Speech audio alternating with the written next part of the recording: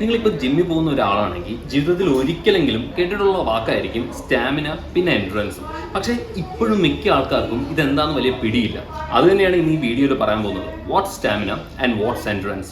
Stamina എന്ന് പറഞ്ഞു കഴിഞ്ഞാൽ in short it's your body's ability to keep going during an activity without getting tired too quickly. അതായത് നിങ്ങൾക്കിപ്പോൾ ഒരു 20 മിനിറ്റ് നന്നായിട്ട് ജോഗ് ചെയ്യാൻ പറ്റുമെന്ന് വിചാരിക്കുക. നിങ്ങൾ കൂടുതൽ എക്സോസ്റ്റഡ് ആവാണ്ട്.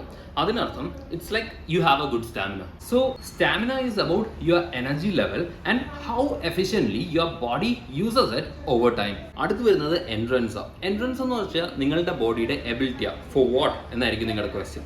അതായത് ഒരു 5 hours അല്ലെങ്കിൽ ഒരു 4 hours കണ്ടിന്യൂസ് ആയിട്ട് നിങ്ങൾക്ക് സൈക്കിൾ ചെയ്യാൻ പറ്റുന്നുണ്ട് ഒരു പെർട്ടിക്കുലർ പേസിൽ. ആ നിങ്ങളുടെ ബോഡിയുടെ എബിലിറ്റിയാണ് എൻഡ്രൻസ് എന്ന് പറയുന്നത്. So endurance is not just about being active, it's about keeping your body strong and steady through a long challenge. നിങ്ങളിപ്പോൾ എൻഡ്രൻസിന് ഒരു പ്രോപ്പർ എക്സാമ്പിൾ കാണിക്കാൻ പറഞ്ഞാൽ ഞാൻ പറയും just go for triathlon. Triathlon athletes ആണ്, to be frank, I think most high endurance ഉള്ള athletes. So ഇത് തന്നെയാണ് എൻട്രൻസും അതേപോലെ തന്നെ സ്റ്റാമിനയുടെയും വ്യത്യാസം.